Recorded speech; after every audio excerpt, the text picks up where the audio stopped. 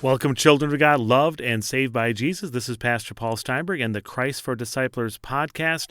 I'm the son of Ken and Dawn, my first disciplers, and I'm the father of 6 and husband of Rebecca. And every weekday, Monday, Tuesday, Wednesday, Thursday, Friday, we take 10 minutes a day to make sure that we get Christ so we can share Christ with the next generation. And before I get into this last message of the Ascension, I just wanted to celebrate and thank you because I just noticed that this past week we went past 10,000 downloads for Christ for Disciplers, and I appreciate the many people that have continued to not only listen and give me some feedback, but also have passed it on so that as I look at the little map that you get when you check out where people are downloading from, it continues to grow in other states as well, especially in states like Texas and California and Minnesota and Washington and Virginia. And I don't always know why it grows in those areas, but I appreciate that some of you have found it and you've passed it on to others. So thanks again for helping us get to 10,000 downloads.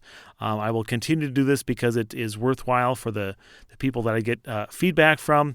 But thank you, and please continue to pass on the message about this 10-minute-a-day podcast. If it's useful for you, it might be useful for others. Let me ask you now, into the message. Do you like balloons? Do you like balloons? I mean, balloons are classic fun. I mean, they really are. I mean, even just plain regular, fill them up with your own air balloons. I mean, the way you can throw them around, they kind of hover in there. They're not like a ball, but they kind of do that. But helium balloons, man, they've always been exciting. A classic thing at a fair that you can just, on a string, hold a balloon up. What fun. Now, for me, I used to make balloon animals. That used to be how I earned money to make it through high school and college and seminary. So I really like balloons. They don't bother me. They don't scare me. But some people, they don't like balloons. They scare them or they're nervous. And don't balloons almost always have a bad end?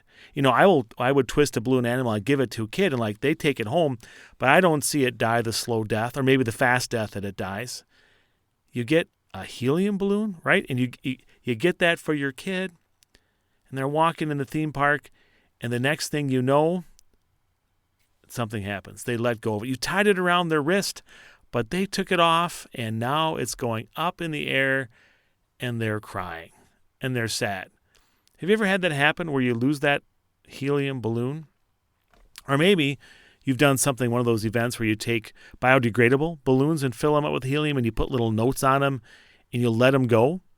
I've been at a number of events that have done things like that, and it's kind of fun. It's much more fun when you do it on purpose to let the balloon go up, and you watch it, and you watch it, and it gets smaller and smaller, and you can't really see it getting smaller, and suddenly you can't see it. And then you stop looking up.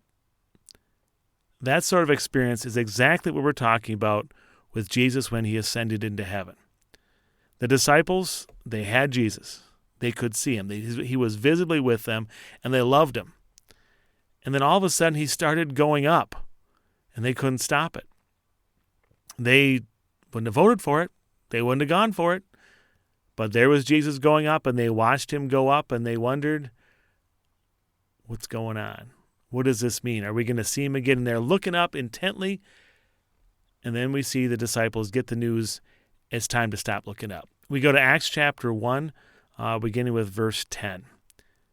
They were looking intently up into the sky as he was going, the disciples watching Jesus go up, when suddenly 2 men dressed in white stood beside them. Men of Galilee, they said, why do you stand here looking into the sky? This same Jesus who has been taken from you into heaven will come back in the same way you have seen him go into heaven. A quick message. The angels got to deliver this message and tell the disciples, get to it. Why are you looking up? You don't need to look up anymore. He's going to come back. But you don't have to worry about it. It'll happen. I mean, that's where I use a balloon as a classic illustration of Ascension Day. If you take that, this is something you do, especially if you have younger kids, but even older kids. You can take a helium balloon. Go get one for Ascension Day. Go get one. I'm sure they'll have them at the store, but they won't say Happy Ascension Day because Christians are the ones that celebrate that. But you grab that balloon and you have it with your kids and you let it go. And maybe let it go inside your living room. As long as you don't have like a ceiling fan or something that's going to grab it and make a big mess of it, it'll stay up there. And use the illustration that you can see it up there, but when is it going to come back down? Those balloons eventually do come back down. A regular latex balloon, well, it'll come down maybe the next day.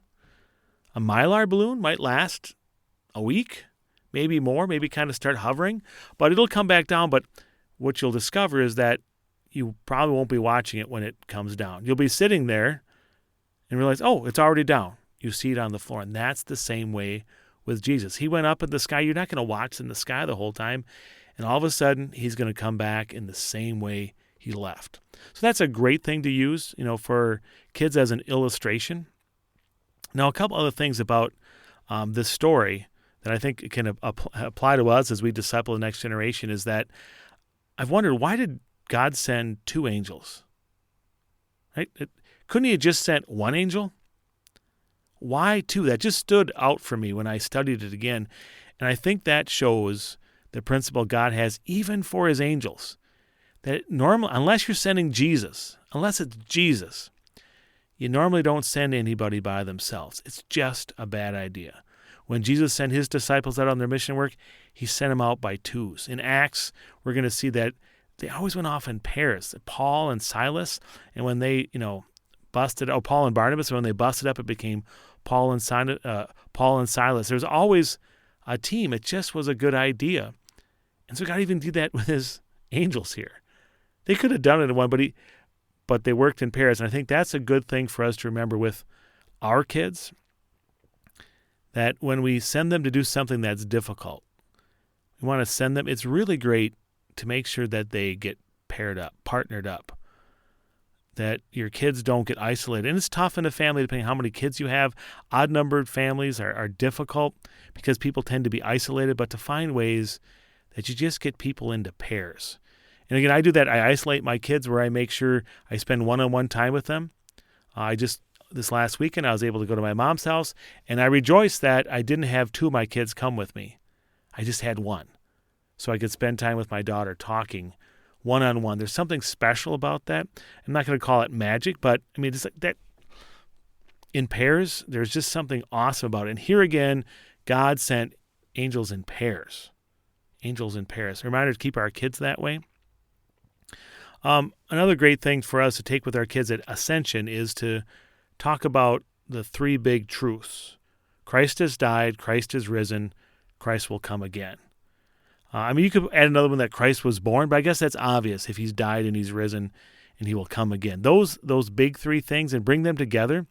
And when you teach the ascension to them, to make sure they see how it all puts together, his visible job was done, and now he's getting a spot ready for us, and he's going to come back someday. This is how he left visibly. He's going to come back, and it's going to be awesome. Now this year, Ascension Day is May 30th. So if you're listening to this and on the day it's really being posted, I'm kind of doing it early. I'm doing it early because these stories tie with a curriculum that I'm working with a bunch of different kids on. But set your calendar for May 30th this year. It's a Thursday, 40 days after Easter. And this year, my challenge for you is to make it a big deal. Make it a big deal with your family and kids. Get a cake. Get some pie. Go out for pizza. Get some balloons. Right on their Happy Ascension Day. Now you can't find Ascension Day cards, but you can make them up. You can announce it on social media. You can have a party that night. And as you go and see people that day, say Happy Ascension Day.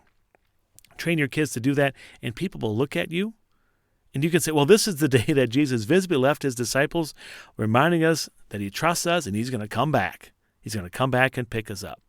And Jesus will keep that promise. Celebrate it. Jesus will come back to judge the living and the dead. As sure as he died and rose, he's going to come back to judge the living and the dead, and he will do that to take us to be with him. We can count on that great good news. And as parents, we sometimes get, houses ready for kids or spouses are going to move with us. In the same way, Jesus uses the illustration. He's getting everything ready for us. When we get to heaven, it's going to be absolutely perfect. And as his children, we'll get to move in with him. There's going to be a spot for us. He's gotten our home ready. And for now, we can just serve him as those witnesses and wait till we get to finally go home. If you have any thoughts or comments on this, please send them to pastorsteinberg@gmail.com. Thanks for taking 600 seconds so Christ doesn't take second in your life or the life of your kids. Make sure to like us on iTunes and Google Play and to pass this on. And please, again, share any comments you have with me via that email. Let me give you power now as you wait for Jesus to come back. The Lord bless you and keep you. The Lord make his face shine on you and be gracious to you. The Lord look on you with favor and give you peace. Amen.